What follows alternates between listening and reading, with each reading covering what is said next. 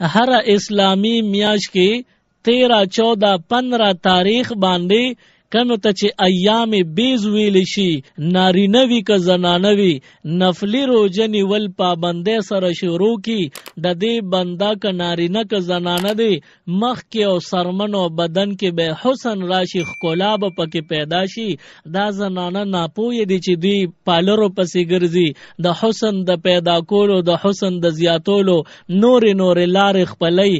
اعمال صالحه کې هغه حسن دی چې بنده بیا تاوان نه کوي، پیسې په نه ضایع کوي، پیسې په نه لګوي، پالرونو ته نه ځي او بیا د کور ناس وي. د حسن الله پاک دومره زیات کی دلکش اثر پکې پیدا چې څوک ورته ګوري نو زړه پې ورځي، محبت ورسره د خلکو پیدا کیږي.